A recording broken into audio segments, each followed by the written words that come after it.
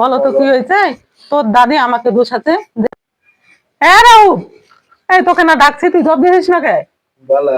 আয় দেখ, আয় আয়,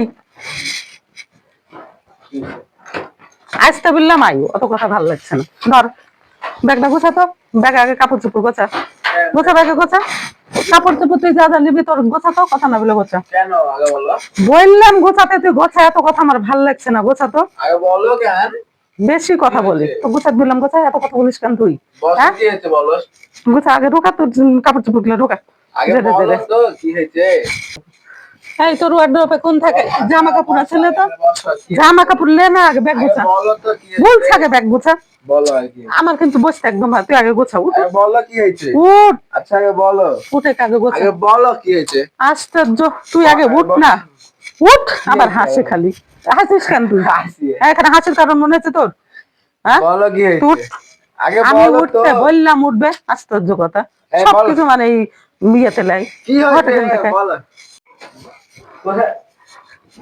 তুই বস থাক, তোক বিলা বিলা বলো তো, তোক বিলা বিলা শুনবি না, তুই বস থাক। আগে বলো তো। আমার কাপড় গুলো ঢোকা, আগে বলো কি হয়েছে? ঢোকা আগে আমার কাপড় গুলো ঢোকা। কি হয়েছে আগে বলো তো। একেতে আমি জ্বালাই পড়ে গেছি, আবার তুই ঢোকাতে বললাম ঢোকা। কি বললো বলো আমাকে। আমার দুনিয়ার জ্বালা হয়ে গেছে, ঠিক আছে? মানে চারিদিকে টেনশন, চিন্তা, একেবারে আমি আমার জ্বালাই বাঁচতি না, আবার এদিক চারিদিকের কথা। হ্যাঁ কথা আর শেষ নাই। আমি এত কথা শুনে থাকতে পারবো না তো।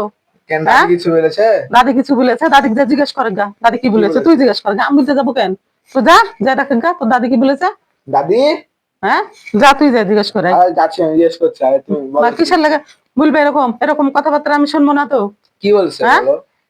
এত ভালো করে, এত ভাবে চলে, এত কষ্ট করে সারা জীবন চলে গেলাম, আর এখন তোর বাপের, এখন তোর বাপ নিজের ইচ্ছাতে তোর বাপ এখন শয়তানি করবে, চলে যাবে, আর এখন তোর দাদি এখন আমাকে দোষাবে? হ্যাঁ আমি তোর দাদির সাথে থাকবো আর একদিন ঝগড়া করবো? আমি ঝগড়া করতে পারবো না। হ্যাঁ থাক। কি বলেছে?